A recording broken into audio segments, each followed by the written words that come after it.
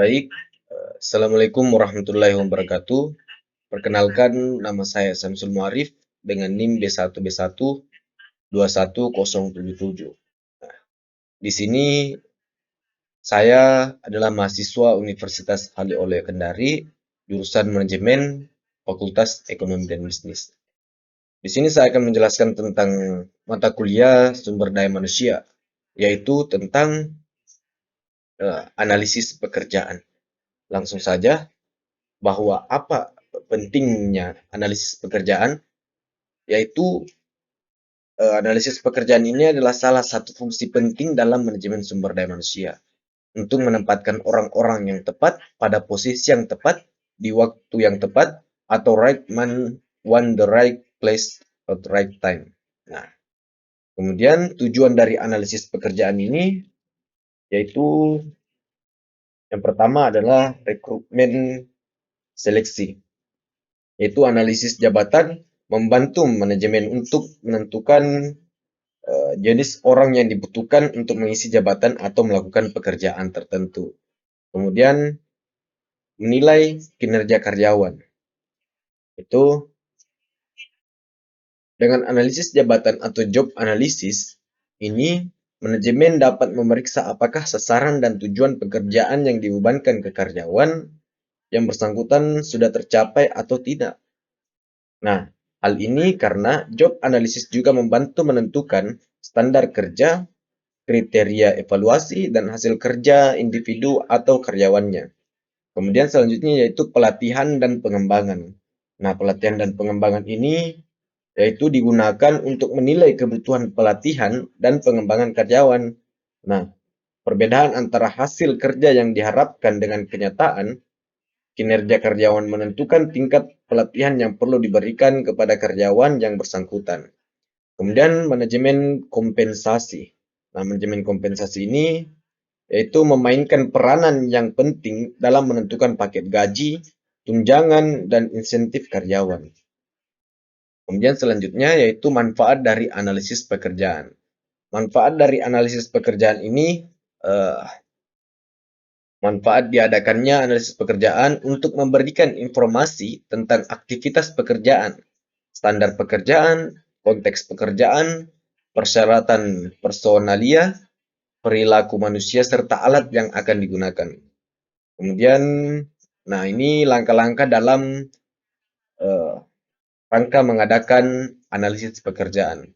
Ada beberapa langkah-langkah yang harus kita lakukan dalam mengadakan analisis pekerjaan. Yang pertama, kita harus menentukan penggunaan hasil informasi dari analisis pekerjaan itu. Setelah kita menentukan apa-apa saja informasi yang kita butuhkan dari analisis pekerjaan, kemudian kita mengumpulkan informasi tentang latar belakangnya. Setelah kita mengumpulkan informasi latar belakangnya, kita menyeleksi wakil atau jabatan yang akan kita analisis. Kemudian setelah kita menyeleksinya, kita mengumpulkan kembali informasi analisis pekerjaannya tersebut. Kemudian setelah itu kita meninjau informasi dengan pihak yang berkepentingan untuk memverifikasi informasi yang diperoleh, kemudian menyusun uraian pekerjaan dan spesifikasi pekerjaan.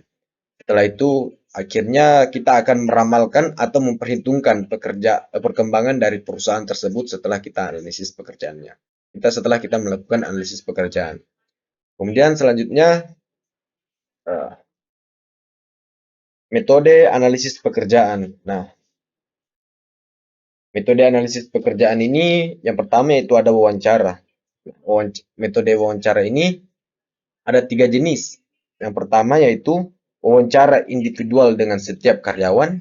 Kemudian yang kedua yaitu wawancara kelompok dengan kelompok karyawan yang memiliki jabatan yang sama.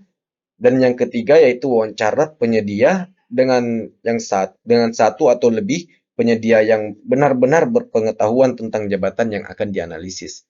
Kemudian selanjutnya yaitu kuesioner. Nah, kuesioner ini yaitu metode yang sering dipakai dalam mengumpulkan data mengenai pekerjaan.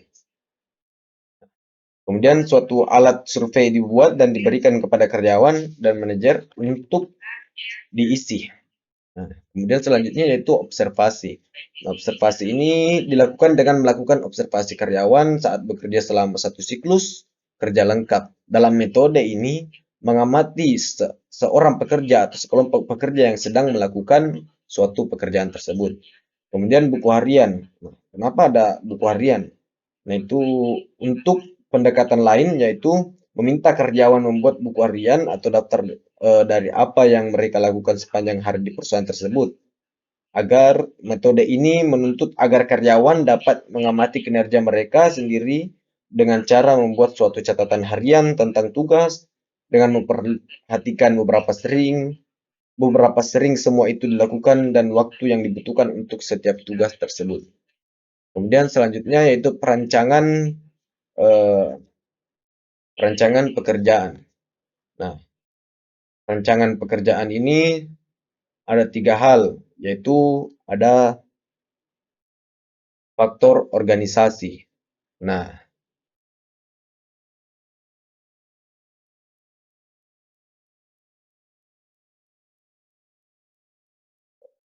oke, selanjutnya yaitu ada tiga faktor perancangan pekerjaan. Nah, faktor yang pertama yaitu faktor organisasi.